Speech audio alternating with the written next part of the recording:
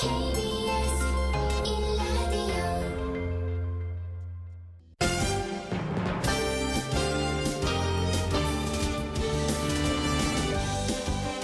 KBS 1라디오 신성원의 오늘 세계는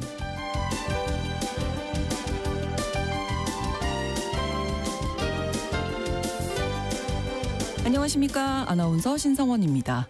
양보 없는 관세 전쟁을 벌여온 미국과 중국이 트럼프 2기 집권 이후 처음으로 협상 테이블에 마주 앉았습니다.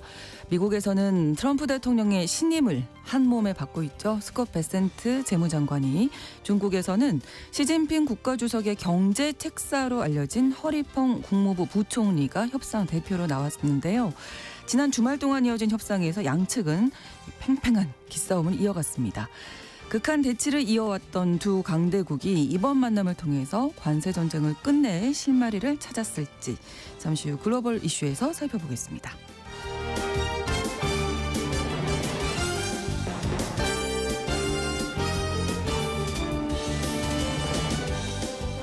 오늘 주목할 국제사회 뉴스는 헤드라인 뉴스와 키워드로 정리해드립니다. 통신원 취재 수첩 파키스탄 소식 준비하고 있습니다. 파키스탄과 인도 사이의 무력 충돌이 이어지면서 전면전과 핵전쟁까지 언급되는 상황이죠. 지난 10일 극적인 휴전 합의가 이루어지긴 했지만 갈등은 여전한 상황인데요. 인도와의 무력 충돌 이후 파키스탄 현지 분위기는 어떤지 통신원 연결해서 알아보겠습니다. 5월 10일 월요일 KBS 1라디오 신성원의 오늘 세계는 시작합니다.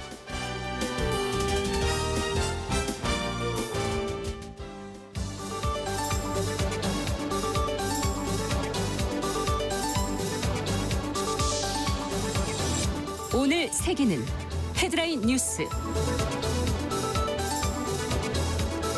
미국과 중국이 이틀간 진행된 무역 협상을 마쳤습니다. 베센트 미국 재무장관은 대화는 생산적이었으며 상당한 진전이 있었다고 말했는데요. 중국 역시 상당한 진전을 이뤘다고 평가했습니다. 다만 관세율 인하 등에 대한 구체적인 언급은 나오지 않았는데요. 미국은 자세한 협상 내용을 현지 시각으로 12일 오전에 설명하겠다고 밝혔습니다. 러시아와 우크라이나가 15일 튀르키예 이스탄불에서 휴전 등에 관한 협상을 벌이기로 했습니다. 푸틴 러시아 대통령과 젤렌스키 우크라이나 대통령이 직접 만날 것인가에 관심이 쏠리고 있습니다. 미국과 이란이 오만 무스카트에서 4차 핵협상을 진행했습니다. 이날 협상에선 이란의 우라늄 농축 프로그램의 존폐가 최대 쟁점이었던 걸로 전해졌는데요. 회담 뒤 양측 모두 긍정적인 평가를 내놨습니다. 다음 협상 일정과 장소는 중재국 오만이 발표할 것으로 알려졌습니다.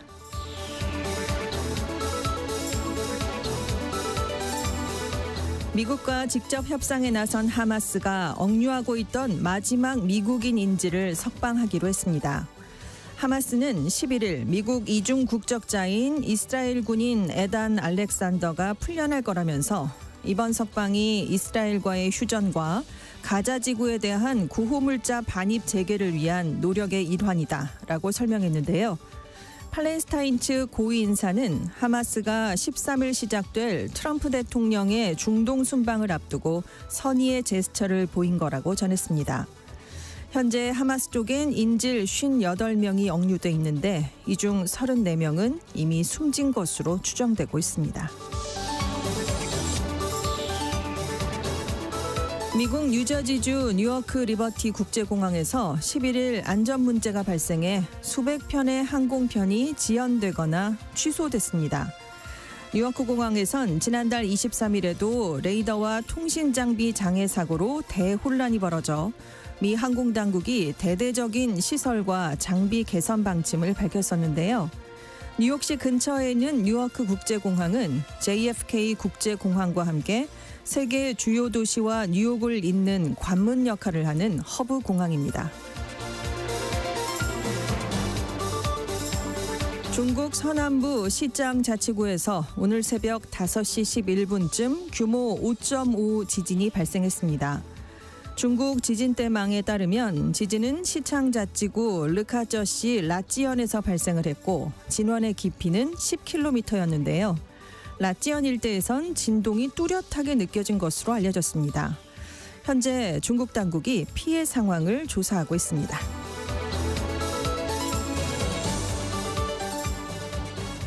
오늘의 헤드라인 뉴스 외신캐스터 전주현 씨가 전해주셨습니다. 이번에는 키워드로 정리한 국제사회 소식을 살펴보겠습니다. 첫 번째 키워드 블라디미르 만나자는 볼로디미르. 네, 블라디미르는 살짝 다르네요. 네, 푸틴 네, 러시아 네, 네. 대통령이고 볼로디미르는 젤렌스키 대통령인데 네. 사실 발음의 차이이지 똑같은 그렇죠. 이름이라고 네, 합니다. 네.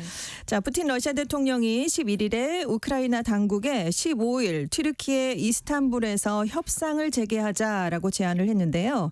그러면서 장기적이고 지속 가능한 평화의 첫걸음이 될 것이다. 이것은 무력 분쟁을 이어가기 위한 전주곡이 아니다라고 얘기를 했습니다. 그러니까 같은 날 젤렌스키 우크라이나 대통령도 나는 15일에 튀르키예에서 푸틴을 기다리겠다. 직접 이렇게 얘기를 하면서 이번엔 러시아인들이 핑계를 찾지 않길 바란다라고 강조를 했는데요. 네.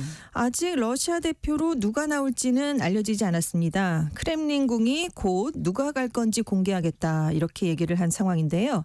만약에 러시아와 우크라이나 간의 직접 회담이 성사가 되면 2022년 전쟁 초기에 이스탄불에서 진행된 협상이 결렬된 뒤에 양측이 3년여 만에 다시 만나게 되는 셈입니다. 네. 만약에 푸틴 대통령과 젤렌스키 대통령이 직접 만나면 이건 5년 5개월 만의 회동인데요. 두 정상은 2019년 12월에 그 우크라이나 동부 돈바스 지역의 분쟁을 중재하기 위해서 독일, 프랑스 정상과 함께 사자 회담을 가진 이후 만난 적이 없습니다. 그렇군요. 앞서 젤렌스키 대통령이 러시아의 만남 제안에 휴전이 먼저다 이렇게 얘기를 했었거든요. 그러니까 트럼프 대통령이 우크라이나는 즉시 동의를 해야 된다라면서 압박을 했습니다. 그래서 이제 입장을 젤렌스키 대통령이 바꾼 것으로 파악이 되고 있고요. 하지만 협상이 재개된다고 해도 접점을 찾기가 쉽겠느냐라는 전망이 지금 나오고 있는데 왜냐하면 푸틴 대통령이 이번에 얘기를 하면서 분쟁의 근본 원인을 제거하는 게 목표다. 2022년에 결렬됐던 이스탄불 협상을 재개하는 것이다. 이렇게 표현을 했기 때문입니다. 그래서 러시아가 우크라이나의 나토 가입 포기, 영구 중립, 비군사화, 러시아가 점령한 우크라이나 지역을 러시아 영토로 인정해라. 이런 입장을 전혀 바꾸지 않을 것으로 지금 예상이 되고 있는데요. 네. 그래서 마크롱 프랑스 대통령은 러시아가 대화를 제안한 것에 대해서 시간을 끌려는 의도가 아니냐. 이스탄불 회담 전에 즉각 휴전부터 해라. 이렇게 촉구를 했는데요. 왜냐하면 앞서 영국과 프랑스 등이 러시아를 향해서 12일부터 한 달간 휴전을 하자. 그렇지 않으면 미국과 함께 에너지와 금융 등 추가 제재를 하겠다라고 얘기를 했는데 네. 러시아가 안 받았습니다. 엄격하지 않죠. 네. 그런데 이제 이런 상황에서 미국도 예전처럼 러시아에 마냥 우호적이지 않으니까 푸틴 대통령이 서방의 압박에 시간을 끌기 위해서 대화를 제안한 게 아니냐 이런 얘기가 나오고 있는 건데요. 네. 실제로 러시아 국방부가 이렇게 지금 푸틴 대통령을 만나자라고 얘기를 했지만 11일에 국방부 발표는 전승절 휴전이 10일째로 종료됐기 때문에 네. 우크라이나 공격을 재개한다 또 이런 얘기를 했거든요. 그러니까 과연 이게 지금 진실성이 있는 그러네요. 것이냐라는 얘기가 지금 나오고 있습니다. 이번 주 상황 좀 지켜봐야 네. 되겠습니다. 다음 키워드인데요. 노벨 평화상을 위한 큰 그림. 인도와 파키스탄이 그 카슈미르에서 무력 충돌을 네. 벌였다가 미국이 중재를 해서 어제 일단 휴전에 합의를 했습니다. 네네. 최근에 이제 벤스 부통령이 인도를 방문을 했는데 벤스 부통령, 루비오 국무장관이 휴전을 이끌어냈는데 다 투입이 된 것으로 알려졌습니다. 그런데 이제 이것이 트럼프 대통령의 노벨 평화상 수상을 위한 큰 그림이 아니냐라는 얘기가 나오는 건데요. 왜냐하면 트럼프 미국 대통령이 양국이 휴전 합의를 내놓기도 전에 자기가 SNS에 먼저 글을 올렸습니다. 이 휴전에 합의했다는 걸 우리가 중재를 한 협상 끝에 이게 됐다는 걸 알리게 돼서 기쁘다라면서 이 위대한 국가들과의 교역을 크게 늘리겠다라고 얘기를 했는데요. 자신의 중재에 따라준 모디 인도 총리, 샤리프 파키스탄 총리에게 호의적인 메시지를 보낸 것으로 분석이 됩니다. 네. 그리고 이제 수천 년간 갈등이 축적된 이 카슈미르 문제를 근본적으로 해결하는 데도 관심을 나타냈거든요. 그래서 사실 트럼프 대통령이 외교적 성과를 굉장히 내세우고 싶어 했는데 그렇죠. 러시아 우크라이나 전쟁, 이스라엘 하마스 전쟁은 해결될 기미가 안 보입니다. 그래서 트럼프 대통령이 이번 인도 파키스탄 사태를 중재하면서 내가 했다라는 걸 지금 성과로 내세우는 게 아니냐 이런 얘기가 나오는데 네. 자, 미국은 80년간 가까이 이어져 온 두 나라의 갈등을 그동안 마쿠에서 중재하면서 남아시아 지역의 긴장을 관리해 왔었습니다. 근데 트럼프 대통령은 고립주의 성향이 강하잖아요. 남의 나라 전쟁에 우리가 왜 끼어들어 이러면서 초반만 해도 발을 빼는 모습이었습니다. 근데 지금 갑자기 입장을 바꾸니까 왜 그랬을까라는 얘기가 나오는 건데요. 네. 일단 그 인도와 파키스탄이 국제적으로 공식 인정을 받지 못하고 있지만 핵 보유국입니다. 그게 걱정이 됐던 네, 부분이죠. 영국과 네. 프랑스가 보유하고 있는 핵무기에 거의 맞먹는 수준으로 갖고 있거든요. 그래서 전면전으로 치달을 가능성을 우려했기 때문이다라는 분석이 나오고 있고 네. 인도가 지금 비동맹 중립 외교 노선을 취하고 있긴 한데 지금 중국을 견제하기 위한 서방 국가들의 다자 안보 협의체인 쿼드를 통해서 미국과 공조를 하고 있거든요. 네. 근데 파키스탄은 또 중국과 가깝습니다. 그래서 이번 갈등이 장기화되면 이게 인도 파키스탄 문제가 아니라 미중 간 대리전 양상을 띌 수 있다라는 것도 미국이 의식한 것 아니냐 이런 얘기가 나오고 있고 네. 실제로 최근에 공중전을 했더니 인도군이 운용하던 프랑스 최신 전투기 라팔 중에 최소 한 대가 추락을 했는데요. 파키스탄의 중국제 전투기 미사일에 격추된 것으로 알려졌습니다. 아. 그래서 중국산 무기 위력이 다시 재평가됩니까? 트럼프 행정부가 부담을 느낀 게 아니냐 이런 것도 있고 네. 자, 이번 중재가 노벨 평화상 수상 같은 트럼프 대통령의 개인적인 동기에서 비롯됐을 수 있다라는 분석도 나온 건데 왜냐하면 일기 집권 때 아랍 국가들과 이스라엘의 외교 관계를 정상화하는 아브라함 협정을 이끌어냈거든요. 네. 그리고 현직 미국 대통령으로서는 처음으로 북한과도 정상회담을 가졌는데 평화상을 못 탔습니다. 네. 그래서 지난번 선거 유세 때도 계속 이거 못한 것에 대해서 아쉽다는 얘기를 여러 번이나 했거든요. 네. 그래서 지금 외교가에서는 노벨 평화상에 집착하는 트럼프가 수상을 위해서 중재 외교에 다시 열을 올리고 있다 이런 얘기까지 나오고 있습니다. 네. 다음 키워드는 복권에 당첨된 것보다 더 대단하다. 네, 교황 레오 14세가 유년기를 보냈던 집이 매물로 나와 있었는데요. 네. 콘클라베 이후에 철회가 됐다고 합니다. 지금 일리노이주 시카고 근처에 있다고 하는데요. 네. 콘클라베 전에 19만 9천 달러 우리 돈으로 약 2억 7천만 원의 매물 목록으로 내놔져 있었습니다. 그래서 일주일에 한두 번 정도 사람들이 이제 가봤었대요. 네. 그런데 교황이 탄생한 이후에 교황이 어린 시절 살던 집이다라는 게 알려지니까 갑자기 문의가 폭주했다고 합니다. 네. 그래서 중개를 맡은 부동산 중개인에 따르면 네. 집주인도 교황이 자란 집이란 사실을 모르고 있다가 알게 되고 놀라워했다. 복권에 당첨된 것보다 더 대단하다. 우리 둘 다 놀랍고 영광이었다. 이런 얘기를 했는데요. 네. 이 주택이 1959년에 지어진 벽돌집입니다. 면적이 111.4제곱미터인데요.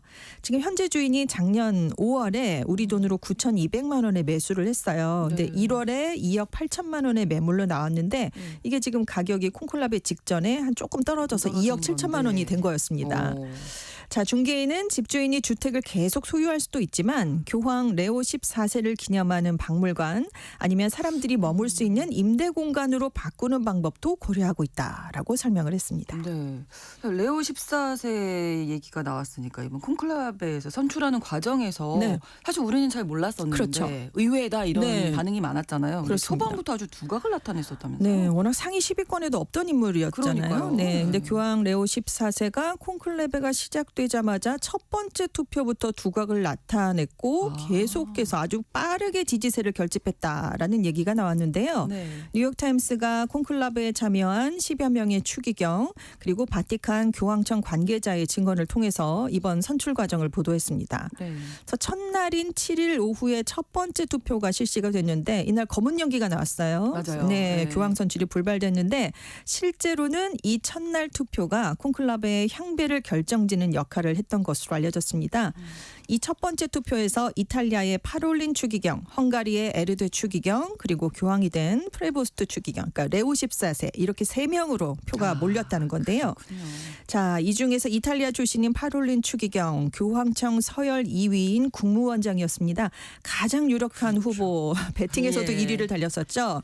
근데 이탈리아 추기경들도 다 지지를 하진 않았다고 합니다. 아, 그리고 파롤린 추기경이 프란치스코 교황의 정책에 일부 찬성을 하지 않았었어요. 그래서 이 점을 좀 문제를 삼았던 추기경들이 있었다고 합니다. 네. 그래서 이제 당선이 되지 못했고 에르데 추기경은 보수파입니다. 그래서 일부 아프리카 지역 추기경을 포함해서 보수 성향 추기경들이 몰표를 주긴 했는데 네. 프란치스코 교황이 제임시에 굉장히 많은 추기경을 서임했습니다. 그래서 그걸 넘어서기엔 한계가 있었고 결국 이 프란치스코 교황에 의해서 추기경으로 임명된 개혁 성향으로 분류된 추기경들이 첫 번째 투표에서 일단 상당한 표를 얻었던 개혁 성향의 남아있는 후보자 레오 14세에게 몰표를 던졌다는 건데요. 그렇군요. 또 투표를 하면 할수록 레오 14세 쪽으로 표가 몰리더니 마지막 투표죠. 결정이 내려진 네 번째 투표에서는 표가 확 쏠렸다고 합니다.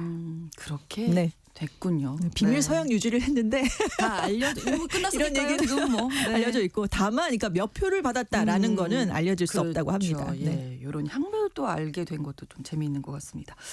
자, 다음 키워드 장롱 속 장판 및 그리고 침대 및. 네, 아르헨티나의 밀레이 정부가요. 이번 주에 국민들이 보유하고 있는 미신고 자산인 이른바 침대, 매트리스 및 달러의 활용 방안을 발표할 걸로 알려졌습니다. 네. 이게 침대 및 달러라고 이름이 붙은 건 그 국민들이 여러 가지 이유로 그 침대 매트리스 밑에 현금을 숨겨놨기 때문인데요. 은행에 못 믿겠다 이거죠. 그렇죠. 오늘. 그러니까 네. 우리는 왜 장롱 속 현금, 장판 및 현금 그렇죠. 이런 거 네. 있잖아요. 침대 및 네, 현금. 근데 이제 침대 밑이라는 거죠. 아르헨티나니까. 네. 그래서 지금 정부의 외환 규제 때문에 합법적인 방법으로 달러를 구입할 수가 없어서 불법 외환 시장을 통해 구입한 달러들, 탈세 이유로 좀 숨겨놨던 돈들, 이외에도 현지 은행 대여 금고 속에 있는 자산들, 이런 모든 은닉 현금 자산이 포함된다고 하는데 네. 지금 아르헨티나 국민들의 미신고 달러 보유 규모가 2,712억 달러, 우리 돈으로 379조 원이나 되는 꽤 것으로 되는 거예요. 네, 추정되고 있습니다. 경제 위기를 오래 겪었잖아요. 그러니까 페소화 가치가 떨어지니까 미국 달러로 저축을 하는 습관이 많았었습니다. 네. 특히 부동산 거래는 꼭 달러로 했다라고 하는데요. 자, 일반적으로 새로운 정권이 출범하면 이 은닉 재산을 면제해주는 블랑케오 작업이 이루어집니다. 사면 조치예요, 일종의. 그래서 밀레이 정부도 이미 작년 9월부터 이 사면 조치를 실시해서 큰 성공을 거뒀습니다. 네. 근데 이번에는 밀레이 정부가 이 사면 절차를 밟지 않고 아예 그냥 세금 조사 위험도 없이 미신고 달러 현금 자산을 사용할 수 있는 방안을 발표한다고 해서 눈길을 끄는 건데요. 지금 밀레이 정부가 불과 한 달 전에 국제통화기금과 28조 원 규모의 차관에 합의한 가운데 이 조치가 발표돼서 눈길을 끌고 있습니다. 자, 일단 카푸토 경제장관은 이렇게 하면 침대 밑에 있는 달러가 수면으로 올라올 것이다. 부동산과 자동차, 전자기기 등을 사는 데 사용이 되면 내수 소비를 진작하는 데 도움이 될 것이다 라고 기대감을 나타냈고요. 네. 이게 이제 침대 밑에 있던 숨겨져 있던 달러가 시중에 다 나오면 달러 유통량이 증가하게 됩니다. 그러면 달러화 대비 페소화 환율이 현재 시행되고 있는 환율 밴드 하한선인 달러당 1,000페소에 가까워질 수 있어요. 요럴 때 정부가 개입하면 달러를 매입해서 외환 보유고가 늘어날 수 있거든요. 그렇죠. 이게 환율이 낮아지면 물가 상승률을 억제하는 데도 도움이 되고요. 네. 그리고 그 2026년도에 아르헨티나 정부가 상환해야 될 외채 규모가 우리 돈으로 35조 원에 달한다는 이유도 있다라는 분석도 있는데 네. 지금 아르헨 정부가 이미 확보한 IMF와 각종 국제기구의 차관으로는 내년 1월까지 외채 상환에 필요한 금액만 감당을 할 수 있다고 합니다. 그렇기 때문에 하나라도 더 긁어 모아서 돈을 마련해보자 이런 대책을 마련하고 있습니다. 침대 및 달러가 정말 많네요. 네. 규모가 너무나 큰데. 그렇습니다. 네. 다음 키워드 영화 같은 현실. 우리 이런 얘기 많이 하잖아요. 그렇죠. 네. 그게 펼쳐지게 됐어요. 네. 영화 007 시리즈에 네. 나왔던 그런 얘기가 현실화될 전망인데요. 네.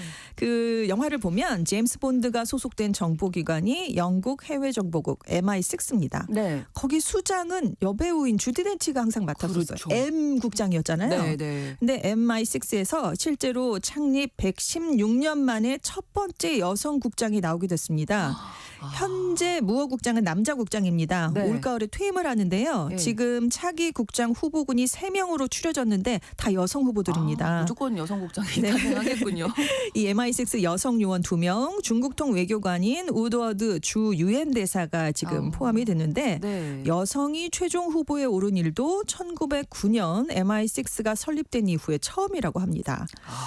지금 위원회가 최종 후보 3명에 대한 면접을 마쳤다고 합니다. 그래서 레미 외교장관과 스타머 영국 총리가 조만간 후임 국장을 낙점하게 되는데요.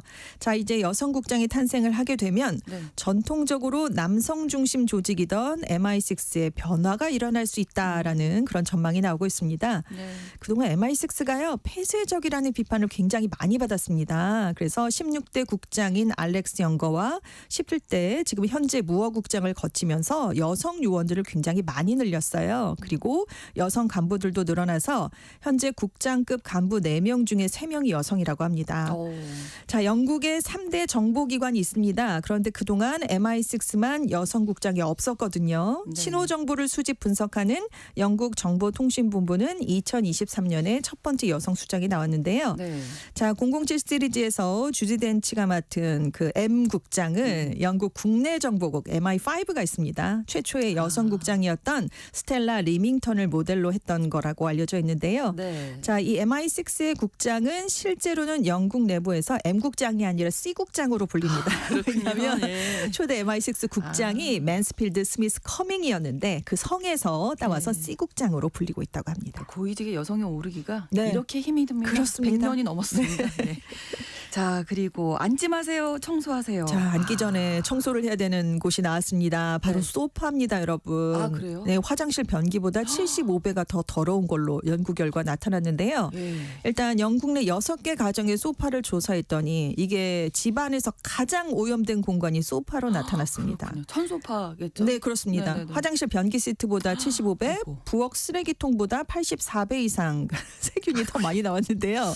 대장균, 황색 포도상구균, 곰팡이균, 효모균 등이 많이 나왔다고 합니다.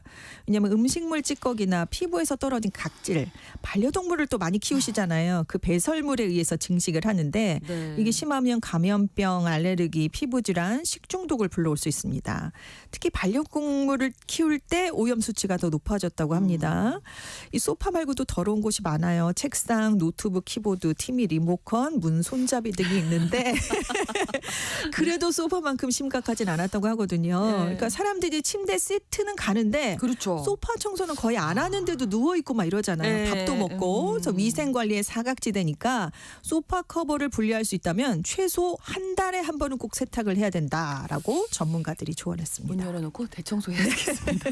헤드라인 뉴스와 키워드 외신캐스터 전주현 씨와 함께했습니다. 고맙습니다. 네, 감사합니다. 신성원의 오늘 세계는 1부 마무리하고요. 11시 30분부터 일부 지역에서 해당 지역 방송 보내드립니다. 비지스의 I started a joke 전해드립니다.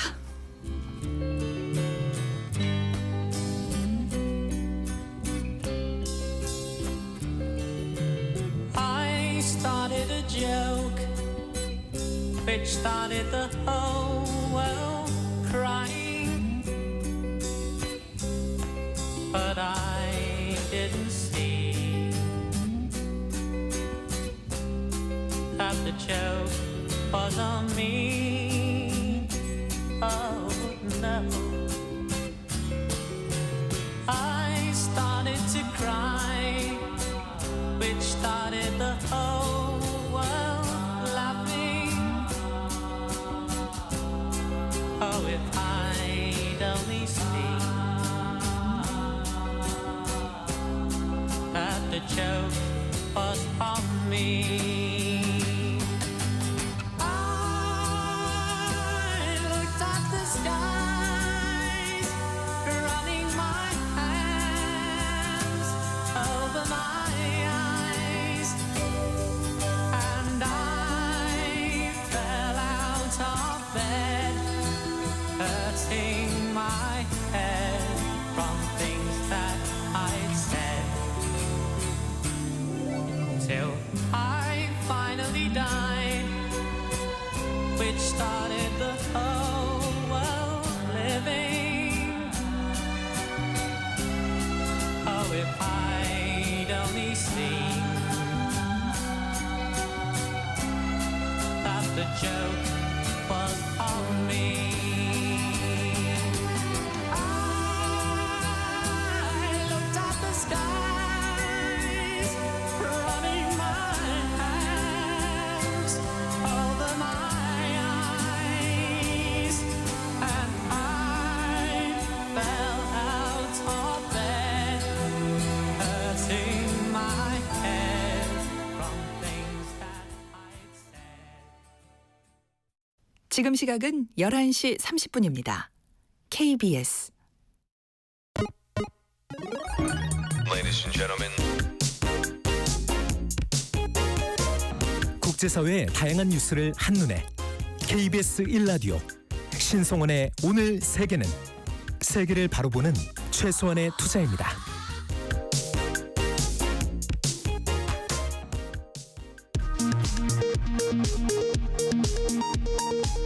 이 시각 라디오 정보센터 뉴스입니다. 내란 우두머리 혐의로 재판에 넘겨진 윤석열 전 대통령이 법원에 처음 도보로 출석했지만 취재진의 질문에 일절 답하지 않았습니다. 대통령 경호처 소속 경호원들은 윤 전 대통령에게 질문하는 취재진의 팔을 잡아 끌어 취재 활동을 방해했습니다. 6월 3일 21대 대통령 선거가 22일 앞으로 다가온 가운데 대선 후보 7명이 공식 선거운동에 돌입했습니다. 더불어민주당은 서울 광화문 청계광장에서 출정식을 열었고 민주당 이재명 대선 후보는 검찰의 수사 기소권 분리와 세종 행정수도 완성 등을 담은 10대 정책 공약을 발표했습니다. 국민의힘 김문수 대선 후보는 첫 일정으로 서울 송파구 가락시장을 찾아 경제 대통령이 되어 대한민국을 잘 살게 하겠다고 밝혔습니다.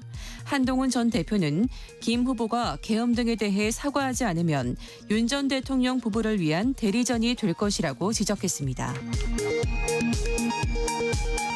개혁신당 이준석 대선 후보는 전남 여수 국가산업단지에서 첫 유세를 시작하고 대통령의 권한을 분산하는 내용의 대선 1호 공약으로 제시했습니다. 민주노동당 권영국 후보는 서울 구로 디지털 단지에서 첫 유세를 시작하며 노동자의 삶을 바꾸는 진보 대통령이 되겠다고 밝혔습니다. 오는 20일 예정됐던 민주당 이재명 대선 후보의 위증교사 혐의 사건 2심 재판도 연기됐습니다. 서울고법은 공판 기일을 추후 일정으로 변경했습니다. 20년 넘게 옛 일본군 위안부의 참상을 알려온 위안부 피해자 이옥선 할머니가 어제 저녁 향년 97세를 일기로 별세했습니다. 정부에 등록된 위안부 피해 생존자는 6명이 됐습니다. 지금까지 라디오 정보센터 뉴스 정한나였습니다.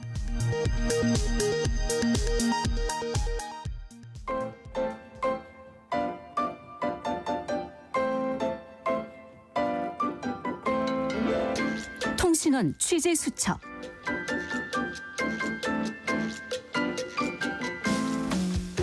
통신원 취재 수첩입니다. 인도와 전면전 위기까지 치달았던 파키스탄 현지 상황 어떤지 살펴보도록 할 텐데요. 카라치의 박성준 통신원이 연결돼 있습니다. 안녕하세요. 안녕하세요. 예. 이 파키스탄과 인도 간 무력 충돌 계속되어서 걱정이었는데 전격 휴전했다는 소식이 들립니다. 아직은 조금 불안정한 상황이라고요? 네, 지난달 말부터 무력 충돌 수위를 높여온 인도와 파키스탄이 10일 현지 시간으로 10일에 미국의 중재 끝에 전격 휴전에 합의했습니다. 네. 우크라이나와 가자 전쟁 종전 협상에 별다른 해법을 내지 못했던 도널드 트럼프 미국 행정부가 모처럼 외교 성과를 냈다는 평가가 나오고 있는데요. 네네. 두 나라의 무력 충돌은 지난달 22일 분쟁지인 인도령 캐시미르 지역 휴양지 팔감 인근에서 발생한 총기 테러에서 비롯됐습니다. 당시 캐시미르 무장 세력은 관광객을 상대로 총기 테러를 일으켰고 이 일로 26명이 사망을 했습니다. 인도는 이 사건의 배후로 파키스탄을 지목했고 지난 7일 신드로 작전을 개시 파키스탄 9곳에 미사일 공격을 벌였습니다. 파키스탄도 10일 오전 신드로 작전에 대한 직접적인 대응으로 부니안 마르수루라는 이름으로 작전을 개시했습니다. 이 작전명은 견고한 성벽이란 뜻으로 꾸란의 알사프 4절에 나오는 알라를 위해 싸우는 자들은 견고한 성벽이라는 걸로 비유한 단어에서 인용한 것입니다. 파키스탄은 이번 작전으로 인도의 미사일 저장 시설과 공군기지 등을 공격했습니다. 네.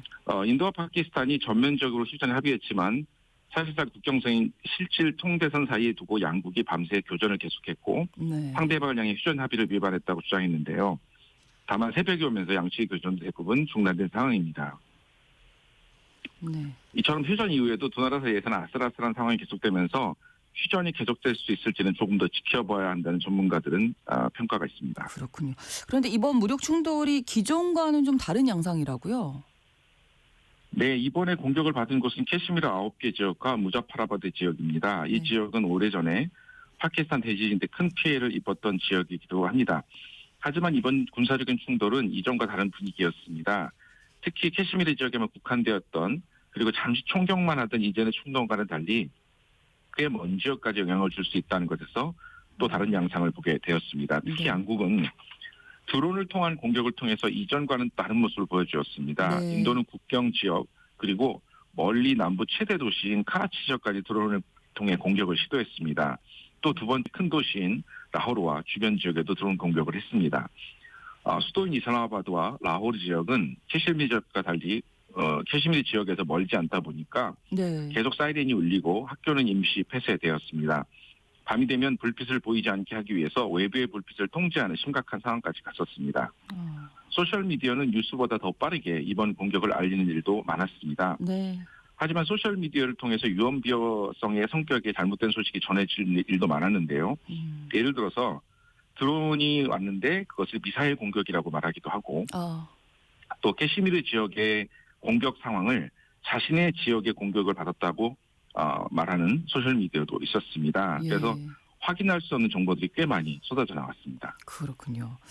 그 파키스탄에 뭐 현재 살고 계신 분들이나 여행을 하고 계신 분들 안전에 유의하셔야겠고요. 일단 항공편 상황을 자주 좀 확인하셔야 될 것 같더라고요. 지금 현재 상황은 어떻습니까? 네, 파키스탄은 영공을 통제하는 일을 계속 하다가 지난 7일부터 계속 통제를 하다가 네. 최근에 이제 다시 열기 시작했는데요. 그래서 5월 9일, 10일까지는 타이항공, 에미레이트, 카타르, 에티하드, 또 중국 항공 등의 다수의 민항기 항공이 중단되었었습니다. 하지만 그저께 휴전한 이후부터 조금씩 다시 운항을 재개하고 있습니다. 이전과 같이 활발하게 하진 않지만 운항을 조금씩 늘리고 있는 상황이고요. 네. 항공기 운항 여부는 실시간으로 변동하고 있어서 또 여행사나 항공사 등의 계속 운항 여부를 수시로 확인하는 것이 필요할 것 같습니다. 네. 파키스탄 사람들의 동요는 없었습니까? 네, 워낙 빈부의 격차가 큰 이 나라는 부자들은 이미 파키스탄과 인도 사이 불안감이 있을 때 외국으로 나간 사람들이 많이 있었습니다. 또한 8일에 국내 항공기가 2대가 항공 통제 상황 속에서도 두바이로 나갔는데 네. 이 항공편에 부자들이 탑승한 특별편이었다고 말하는 사람들도 있습니다. 네. 전면전에 위기가 있었지만 분쟁 지역을 제외한 다른 지역에서는 대부분 큰 요동은 없었습니다. 다른 나라와 달리 워낙 테러가 많은 나라이다 보니 국민들도 이 부분에 대해서 심각하게 느끼지는 않고 있는 것 같습니다. 네. 실제로 국경 지역의 도시에서 느끼는 심각성과 달리 제가 있는 카라치 남부 제일 큰 도시인데요. 네. 이곳은 멀리 떨어져 있는 지역이어서 다른 지역과 느끼는 분위기는 평소와 다를 바 없어서 격차가 큰 것을 볼 수 있습니다. 그렇군요. 일반 국민들은 사업보다는 사업하는 사람들에게 이번에 치명타가 되고 있습니다. 그렇죠. 항공과 항만이 멈추는 바람에 수입, 수출 그리고 외부에 방문 나가는 것조차도 멈췄었습니다. 네. 이것은 가뜩이나 힘든 파키스탄 경제 상황에서 투자에 대한 불안감 그리고 위험성을 더 알리는 적신호가 되었습니다. 네. 여기까지 소식 듣겠습니다. 오늘 고맙습니다. 네, 감사합니다. 네, 파키스탄 카라치에서 박성준 통신원이었습니다.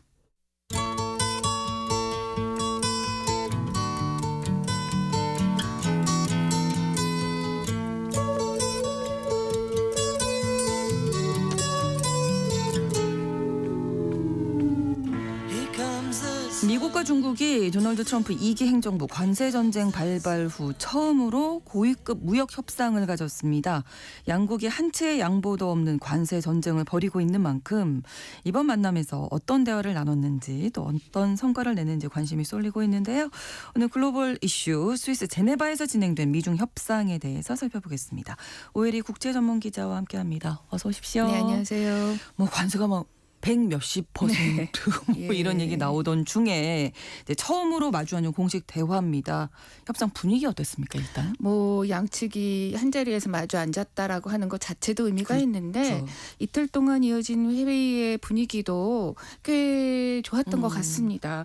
스콧 베센트 미국 재무부 장관하고 허리펑 중국 국무원 부총리가 이제 양국의 대표단을 이끌었습니다. 회의는 11일과 12일에 스위스 제네바에서 열렸죠. 이틀 동안 회의로 이제 일단은 마무리가 됐는데 첫날 회의가 무려 10시간 가까이 이어졌고 둘째 날도 뭐 그보다는 좀 짧았지만 수시간 동안 이어졌다고 하니까 모처럼 만난 자리에서 좀 마라톤 회의를 했다 이런 분위기인 것 같아요. 네. 베센트 장관이 협상이 끝난 후에 협상을 모두 종료한 후에 생산적인 논의였고 또 매우 중요한 분야에서 상당한 진전을 이뤘다 이렇게 밝혔습니다. 네. 또 배석한 제이미슨 그리어 미 무역대표도 협력과 공동이익 상호 존중의 정신으로 협상이 진행됐다 이렇게 얘기를 했고요.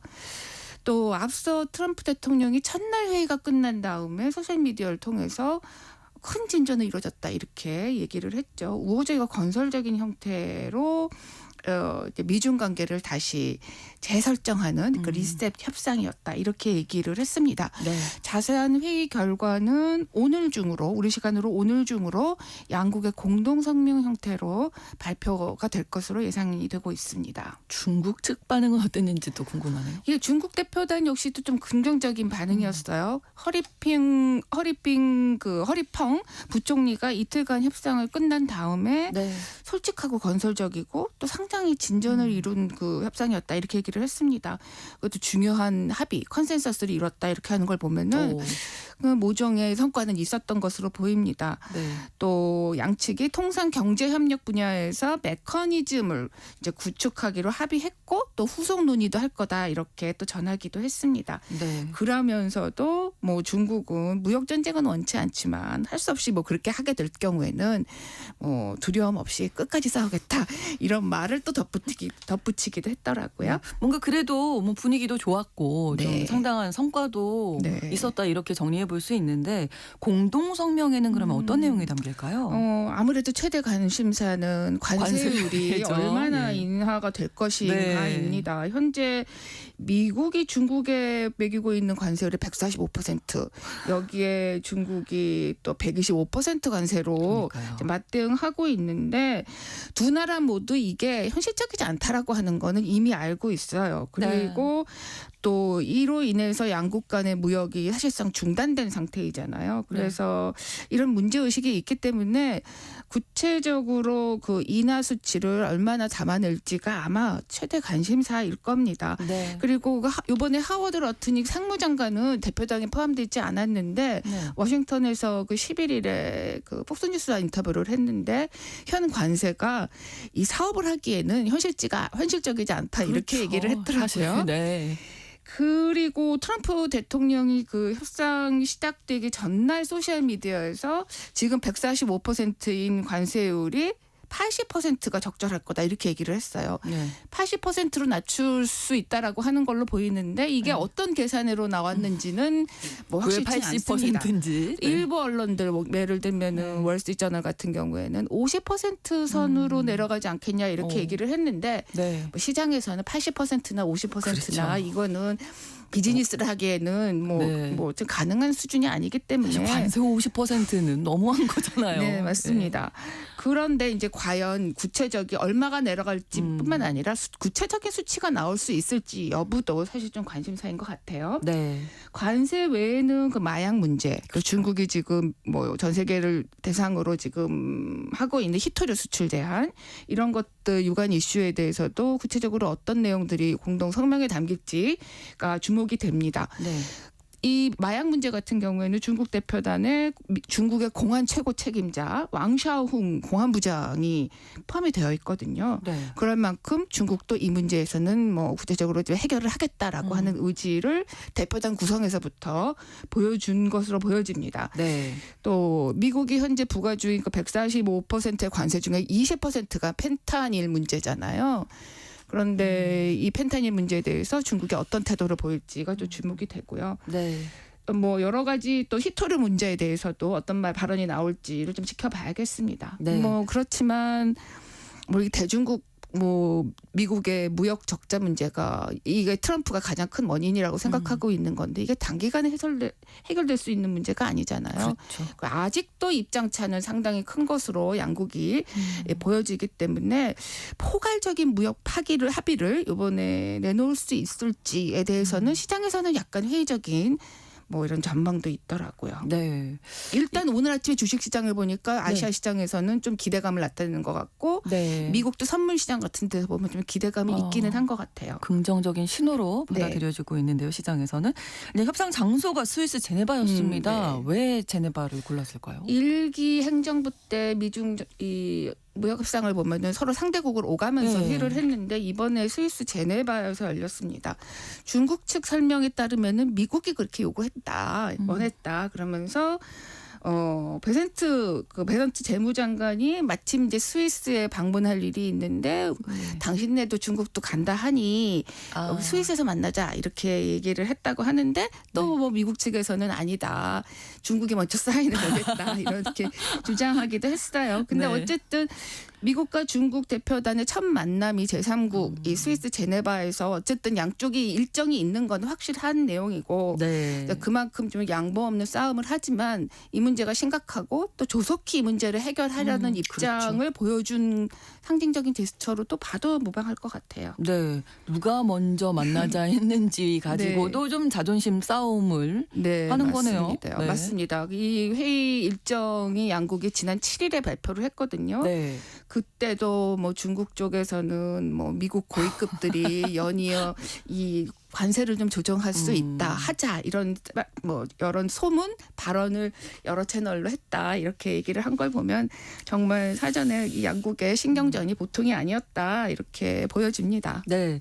자, 이번 협상에 중국 측에서 대표가 허리펑 부총리였거든요. 이 허리펑 부총리 어떤 인물입니까? 예, 허리펑 부총리는 2023년에 네. 그때 류허의 후임으로 그 부총리에 올랐습니다. 네. 이전에 이 부총리가 이 금융과 부동산 부분을 이렇게 여러 명이 나눠가지고 맡았는데 네. 이 허리평은 이걸 동시에 하고 있다고 하거든요. 그만큼 시진핑 주석으로부터 절대적인 신임을 받는 인물로 지금 알려져 있습니다. 네. 그래서 중국 경제 실무를 지금 총괄하는 뭐 실세이고 시진핑 주석의 경제 책사다. 뭐 이런 표현은 사실 류허 전임자에게도 붙긴 했는데 네. 류허보다도 지금 허리핑 부총리가 정말 시 주석의 측근 중에 측근이 아닌가라는 생각이 좀 듭니다. 그렇군요. 올해 나이는 70세이고요. 네. 이 시주석하고의 인연이 아주 깊습니다. 1980년대부터 시작이 됐는데 네. 시주석이 그때 샤먼시 부시장으로 재직하고 있었을 때 이 허리펑이 그 샤먼시 정부의 판공실 주임이었다고 해요. 그래서 80년대부터 이 두 사람이 만나서 이제 친분을 가졌고 네. 뭐 청년 시절부터 아주 뭐 여러 이제 우애를 나눴는데 뭐 예를 들면 시주석이 그 결혼할 때도 거기에 하객으로 참석한 적도 있다고 하니까 오랜 인연입니다. 네. 그리고 개인적으로는 샤먼대에서 경제학 박사 학위를 받은 국내파이고요. 여러 공직들을 이제 협력해서 두루 경험을 쌓았습니다. 네. 그 중에 특히 이제 뭐 주목되는 거는 2014년에 국가발전계획위원회에 부주임이 됐고 그 이후에 아주 승승장구를 했는데 특히 이제 중국의 대형 인프라 프로젝트 이런 것들을 많이 맡았다고 해요. 네. 대표적인 그 예가 시주석의 핵심 어젠다죠. 1대1로 프로젝트. 네. 그 초기에 이것을 입안하는데 아주 중요한 역할을 했다고 하니까 그러네요. 정말 아주 큰 신임을 얻고 있는 인사다라고 이렇게 보여집니다. 네, 전임자인 아까도 잠깐 언급을 해주셨지만 네. 류허 전 부총리와 좀 비교를 한다면 어떤 스타일인가요? 류허 전 부총리가 트럼프 일기 때 네. 미중 무역 협상의 핵심적인 파트너였죠. 네. 이 사람은 사실 하버드 대학에서 공부를 한 유학파입니다. 그렇군요. 영어를 굉장히 잘하는 걸로 알고 있고 네. 특히 미국 경제 정책에 대해서 아주 통달한 사람이다, 해박하다 이런 평을 받아서 특히 미국 쪽에서 류허를 좀 좋아했던 했던 그런 면이 있어요. 네.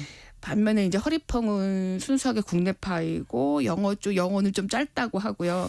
또 특히 국가 주도의 그 중국식 경제 모델에 대해서 아주 강한 자부심을 가지고 있고 네. 시주석이 아주 열렬한 추종자라는 부분 때문에 이 류허보다는 조금 더 어려운 상대가 되지 않겠느냐라고 하는 지적이 있습니다. 미국에서는. 네. 그리고 또 특히 이번에 참여했던 제이미슨 그리어 그 USTR 대표가 네. 회의가 끝난 후에 중국집 파트너가 어땠느냐라고 하는 질문에 네. 매우 강한 협상가들이더라 이렇게 얘기를 하기는 했습니다. 분위기를 좀 엿볼 수가 예. 있네요. 근데 네. 허리펑이 워낙 시주석하고 가깝고 측근 중에 측근이고 또 권한도 많이 가지고 있기 때문에 오히려 자신 주도로 협상을 좀 이렇게 협상에 임하고 이런 면들을 또 결정도 하고 네. 이런 면에서는 또 유리하게 작용할 수 있다라고 그렇죠. 하는 평가도 있는 것 같아요. 그러니까 미국 측 대표죠. 베센트 국무장관도 네. 재무장관이죠. 재무장관도 뭐 트럼프 대통령의 뭐 강력한 신임을 맞습니다. 얻고 최근에는 일론 있으니까요. 머스크가 가고 베센트가 뜬다 이렇게 많이들 얘기를 하고 있죠. 각 대표들이 좀 비슷한 입장이네요. 맞아요. 네, 저도 재무장관이 이렇게 중요한 미중 이런 협상 자리를 첫 번째 대면에 이제 대표를 하고 리드를 하는 게 조금 이색적으로 보이긴 하더라고요. 네네. 그 1기 행정부 때 미중 협상을 좀 되돌아보면은 네. 당시에 윌버로스 상무장관이라든지 스티븐 무누신 재무장관도 또 협상에서 중요한 역할은 하긴 했어요. 그렇지만 당시에 실질적으로 리드를 했던 사람은 로버트 라이트하이저.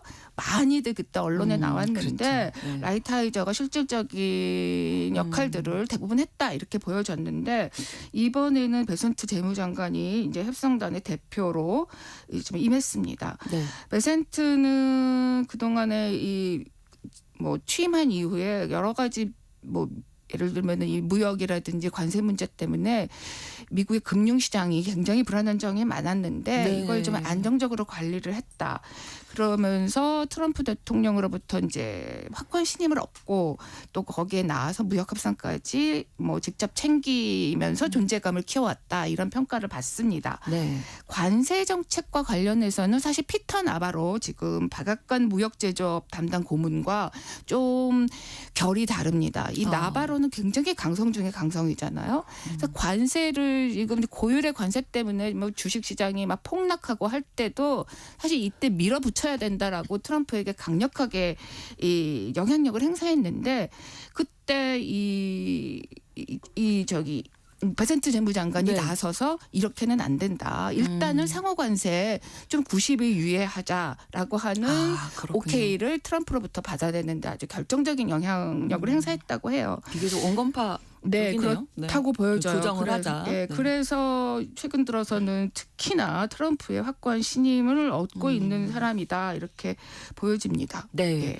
자, 이제 시작이 됐는데 앞으로 이 미중 협상이 어떻게 좀 잘 진행될 걸로 예상하시면 어떻게 전망하세요? 아직 후속 일정이 어떻게 될지는 공동 성명을 좀 봐야 될 것 같아요. 네. 그런데 이 중국 측 대표단이 앞으로 이제 협의 메커니즘을 이제 가동하겠다라고 얘기를 했고 또 네. 후속 논의가 있을 것으로 얘기를 했기 때문에 구체적인 일정은 그 이후에 좀 정해질 걸로 보여집니다.